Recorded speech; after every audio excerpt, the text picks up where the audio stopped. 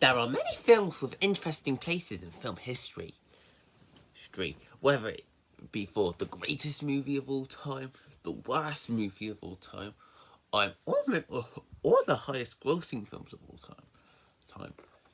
I'm, I'm, these are usually done by either categories or what's the highest grossing in general, or, or, and there is no Omu would be more well known for being the highest grossing movie of all time than Avatar. When the film was released at the end of 2009, it became a smash hit at the box office, making $2.7 billion, and remained aimed as the highest grossing film of all time. Even from when Avengers Endgame took its place for a little while, Avatar still found a way to bounce back to being the highest grossing film of all time. And when the second film, The Way of Water, released at the end of 2022, it was actually really close to passing the original, or what, even if the first had still made a lot more money, the Way of Water falls just behind Endgame as the third highest grossing film of all time. And with Fire and Ash releasing this week, I figured now would be a good time to look back on the Avatar films. Mainly The Way of Water. I already did a review for the first Avatar. And The Way of Water was coming out, which was about 3 years ago. Oh my God. But I never actually did a review for The Way of Water. It was something I've been meaning to do, but never had the chance. And now that I've recently seen both of these films again to prepare for Fire and Ash, I figured now would be a good time to look at them. But first, let's go over Avatar before we properly look at The Way of Water. And honestly, not many of my opinions have changed since I first watched this film. I still think it's really good. Even if it has gone a little weaker, the keyword is a little. And that's mainly because, as everyone has agreed, that the weakest part of Avatar is the story. It's basically, let's just say, it's basically like if you did the live-action remake of Pocahontas, but made the natives into blue. That's the best way to put it. And I will admit that the story is kind of weak, and easily the film's biggest detriment. However, what it lacks in great storytelling, it makes up for in wonderful world building. The world of Pandora is very rich. And even if the first one's only giving us a taste of what the world is, so it can be expanded more in sequels, also, film does a great job of explaining in the history of as well, and all the different types of Na'vi and creatures that would inhabit it. Not to mention their own cultures, all the different ways of living.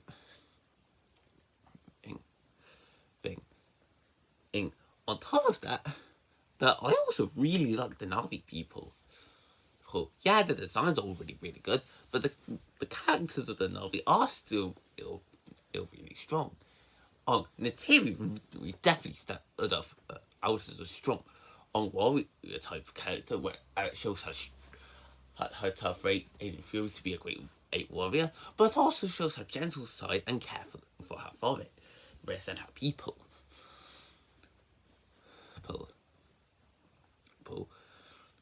And even if the other Na'vi don't have as big as roles as she does, as they do add a little bit of their own interesting elements that do make the film good. But what about the Sky People? Well, I honestly think they're fine. Maybe they're not amazing characters, but I still thought they were pretty good. Despite that, I especially really like Jake Sully as the main character, as he's on this mission to replace his brother who passed away. And the more he does this mission, the more he falls in love with not just Neytiri, but with the world of Pandora. Right. It's just understandable. But and I like how they could have and I do like how even though there is a reveal narrative, it does actually get glanced over. Although, a part of me does think it might have quickly got a bit too glanced over. Like all Jake had to prove to the Na'vi that they could trust him. It was like, right, I'm the most dangerous man. And she, and as soon as the TV sees him riding the most dangerous man, you have to be angry to find the juice. Like, okay, yeah, there's no reason for me to be angry. I did think that bit was a bit rush. But other than that, I did think the narrative was handled well. And the other Sky People are quite interesting. I especially like Ray Ace, who while this is a more smaller role than some of Sigourney Weaver's other characters, says it is still a decent role. And I do like how there's a bit more impact with a character to in the other film. Even if Grace is killed in this one, and Quaritch does so others are sort of this villain in this. It's when it's the tough military officer.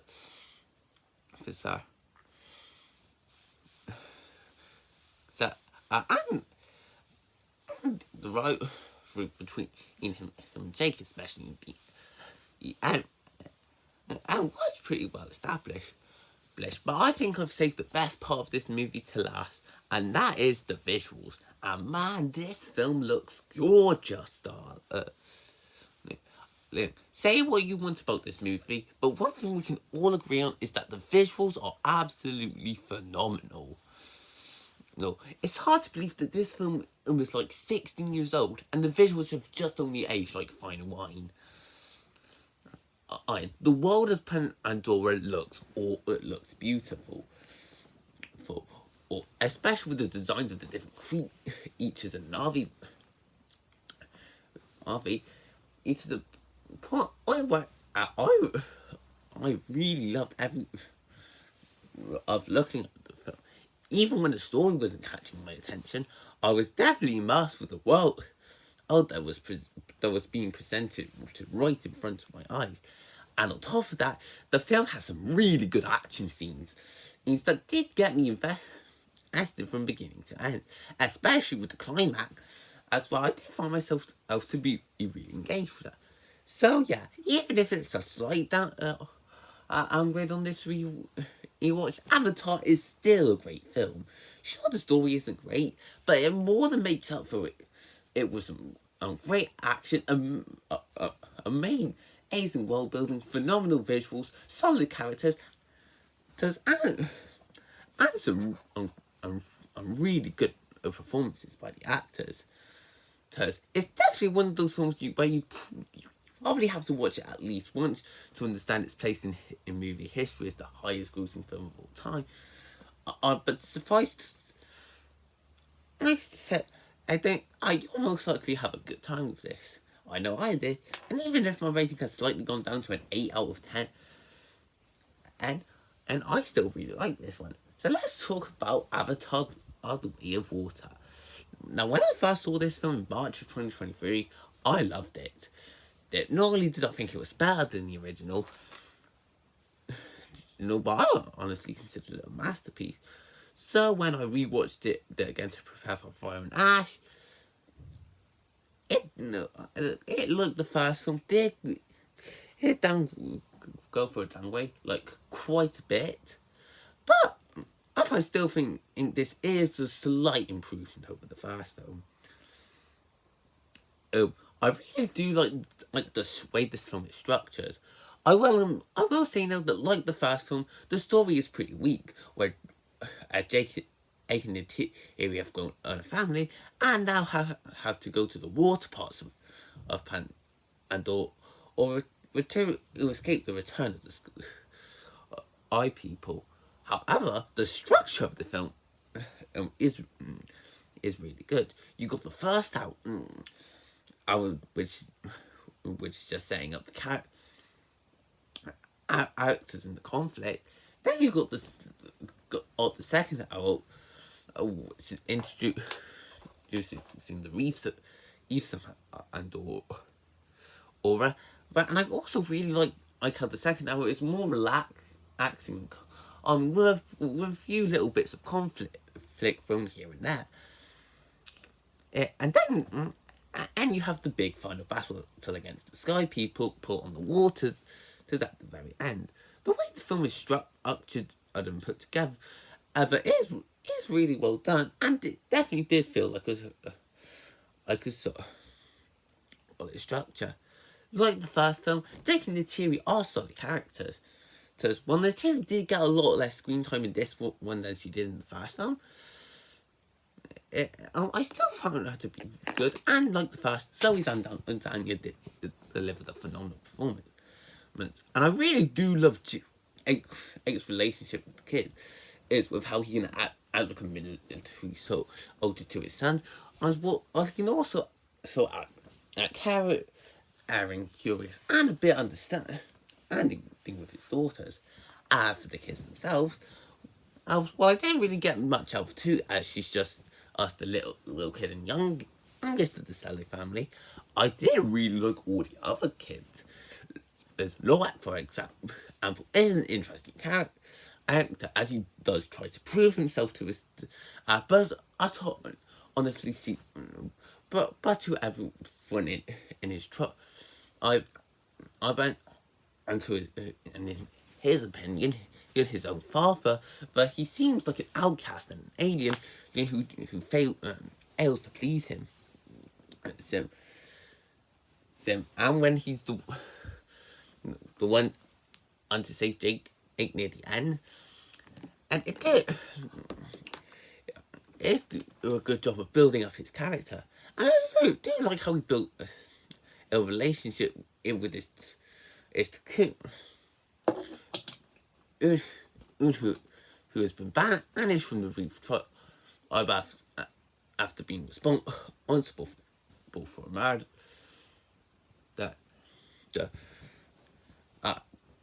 And even the relationship between the two of them was small, or I do think Inglourious relationship with the two Ukan was still really good.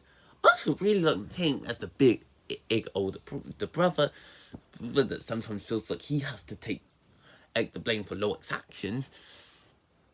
And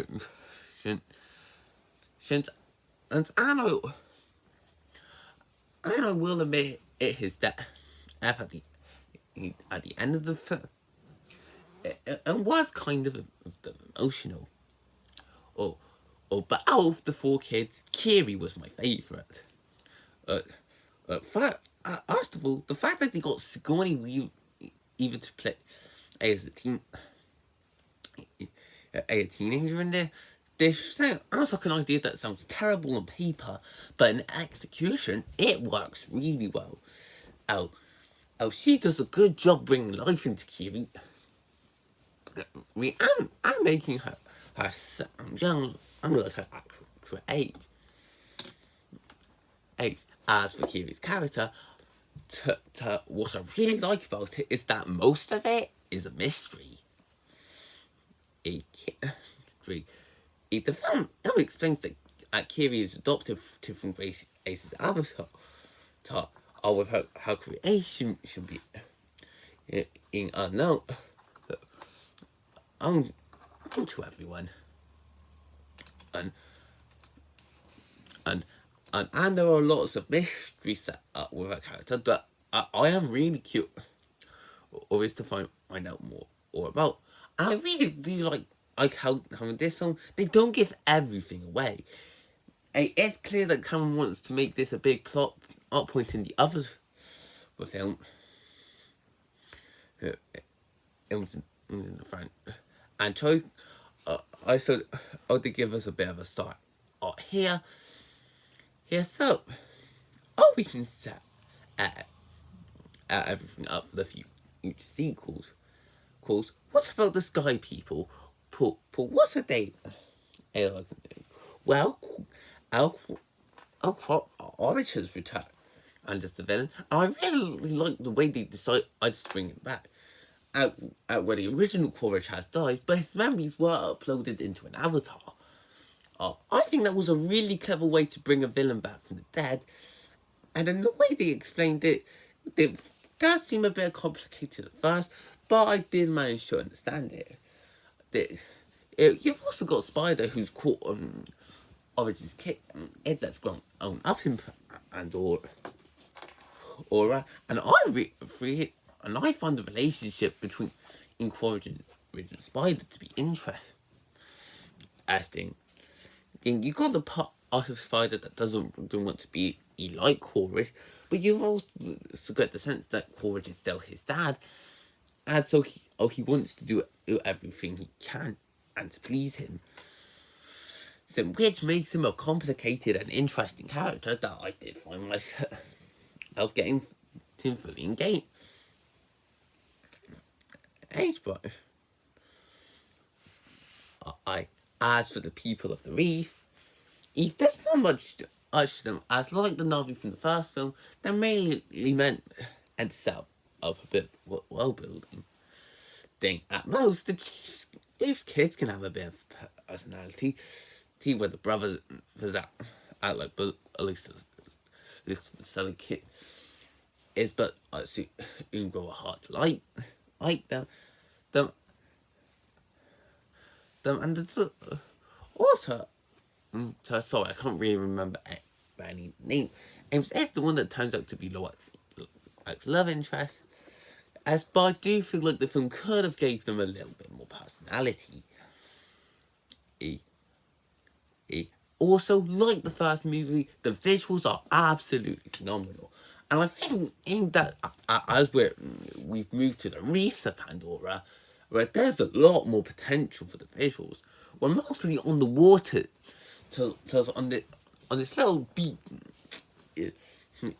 each like parrot. I swear the main village.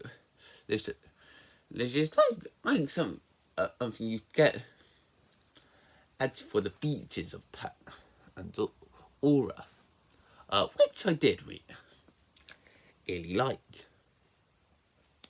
I also I really do like how the if people are given a more aqua color compared to the Na'vi of the forest. Other than other one and maybe ate more for the water. That was a detail I really liked. Like when I first saw it, alright, and I still really like it now. I like the fact I film the action is really intense. As well, there wasn't as much action as there was in the first film. The amount we do get is still really strong, and I found myself invested with most of the action scenes, especially when it gets a lot more serious and intense, and during the climax. So overall, I really liked Avatar: The Way of Water. Even if I will admit it's no longer the masterpiece I thought it was, it's still a great film regardless. Even if like the first film, it doesn't have a fantastic story, I did really like the structure of it, and it does make up for it. It was once again amazing world building, phenomenal visuals, some really great acting, fantastic action, and really good characters, both old and new. if you like the first film, then you're most likely going to have a good time with the sequel. Or I know I most certainly did. And while I'm not ashamed to admit that it's no longer the masterpiece I thought, it doesn't change the fact that I still think Avatar: The Way of Water is better than first. So I'm going to give it an 8.5 out of 10. And with Fire and Ash coming out, I'm quite curious about it. For the reviews, it's like it's made for people who really like the first two films, and well, if you've seen this review, you know I really do like the first two films. So I'm hoping I'll have a good time. I'm gonna check Fire and Ash out.